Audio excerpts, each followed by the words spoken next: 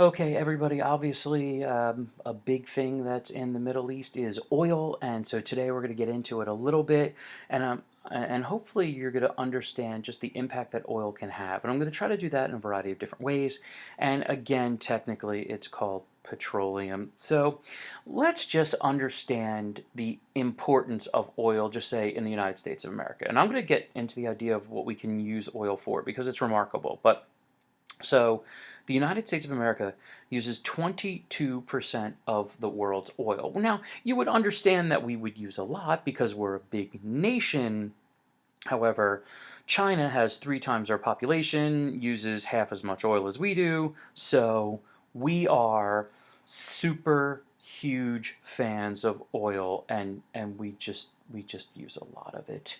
Um, so how much does it break down? 18.89 billion barrels of oil per day, which breaks down to 789,600,000,000 gallons per day. And as you can see here, the whole where is the oil stuff? The United States, we like us some oil. Now, what ends up happening is in the Middle East has 66% of the world's oil, but actually only 7% of the world's population. It is the most dense amounts of oil in the world. It's not distributed equally, which I'll talk about it. And not surprisingly, many of the nations have developed. Their economies based on oil. Now, we'll talk about some of the problems that can happen a little bit later. But what's interesting, when you only have 7% of the world's population, okay, obviously, like militarily and things along that line, you're probably not a nation that's going to cause a lot of damage. All right. And we already talked about how they don't have a huge agricultural thing. And so oil turns the table. Oil has made these nations, um, have more influence than perhaps they ever would have. Now, we do say that there is some problematic areas because if the only thing you're doing is using oil, that's not going to be good. And I'm going to get to that in a little bit. So again, this just gives you a map. Now, the United States and North America, Canada, we have a lot, but as you can see, and it's just this one dense area in the Middle East, and you see it in other places, but it's pretty remarkable the amount of oil that is available in the Middle East. Now, why is oil so useful? This is perhaps one of the most fascinating substances that man has ever come across. You can process the oil in a variety of different ways. Chemical things are involved. Don't ask me what it is because I don't know how they do it. What I do know is it's used to make a ton of things, okay? And as you're looking on the thing here, you can see different things that jump out to you. Yes, football cleats and stuff like that. I'm actually watching a football game as we do it because I can multitask sometime, and the Eagles just got a sack, so I'm excited. So, football cleats and yes, sweaters, any type of fabric that is like water resistant and stuff has oil in it. Let's keep going down. Insecticides, my golf bag over here, bike helmets you have over here, cassettes, not that you know what those are because, I'm old and you're not. It's even in a lot of shoe polishes and things like that. We keep going down. Caulking, petroleum jelly, shocker. It's in a lot of soaps, that CD player, basketballs, vitamin capsules, yes, insect repellent and fertilizers. So yes, there's a reason, boys and girls, why we say that you need to wash your vegetables because of insecticides that have oil on them. Okay, we need to understand that. And also, as you're going here, you're like, wow, a lot of that stuff that we're seeing here is made of plastic. Yes, because all plastic comes from oil. Okay, and we have all this stuff, tape and shag carpeting, which is devastating, and skis and tool racks and just a remarkable amount of different types of items that we see here. And yes, we have more surfboards. This is an incredible wave. That's Laird Hamilton. He's the greatest surfer ever. You should look him up and watch a video.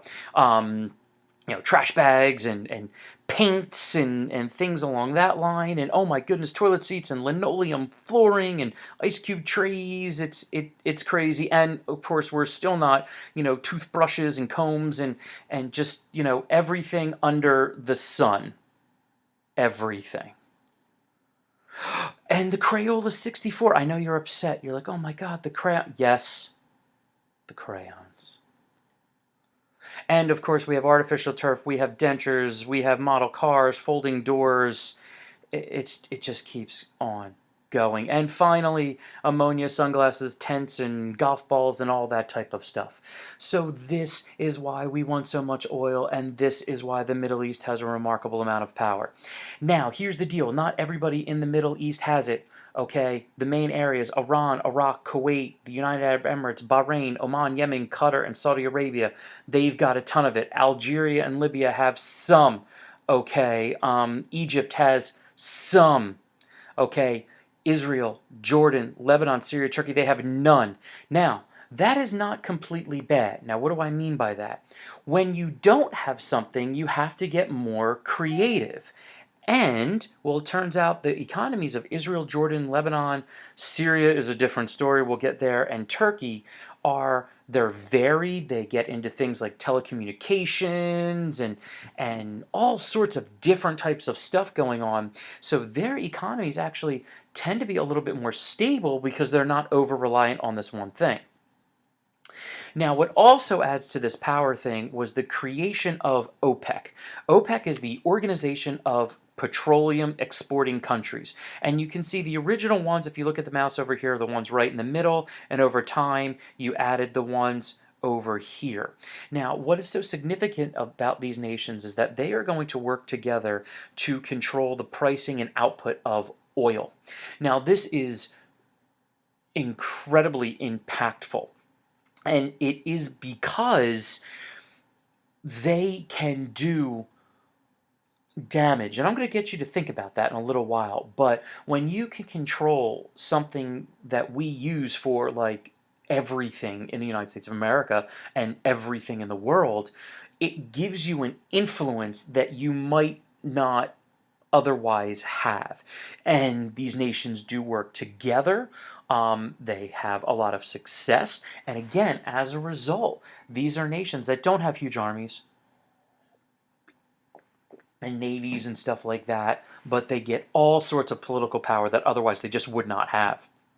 Now, so when we look at it, what are the goods and bads of this? Well, first, it can bring tremendous wealth. Some of the wealthiest people in the world are people that live in these areas that control it. The Saudi royal family, the Sultan of Bahrain, people like that. And then there's the smart ones, like, say, in the United Arab Emirates, you have places like Abu Dhabi and Dubai that don't have a lot of oil, so they use the oil they have to get a ton of money, and then on the flip side, after they do that, they're able to then develop different sectors. And we're going to get into like Dubai a little bit deeper so we can see what I actually mean by that.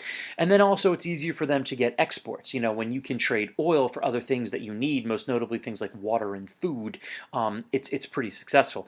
Now, what's the bad part? In some countries, oil is hard to get.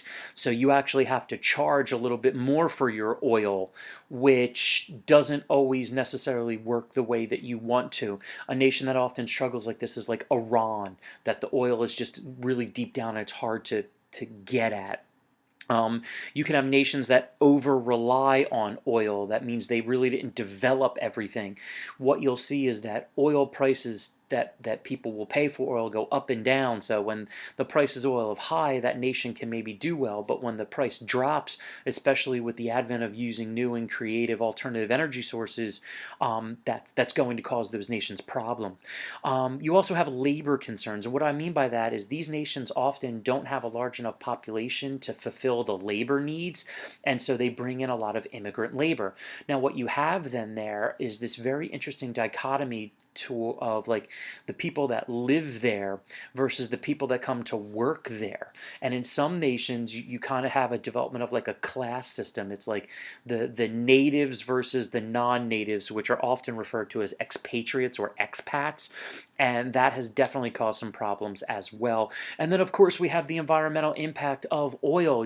It damages the environment, and we need to, that's not a maybe, that's not a kind of, that's just a fact. Okay, and so here's some things I want you to do. Okay, you're gonna pause the video here, and there's some things that I'm having you do as part of this assignment. But I want you to look at these two questions, and we're gonna go over this a lot in class. And I want you to get creative and see what happens. And so, what do you think would happen if all of the nations in OPEC refused to sell their oil to anyone?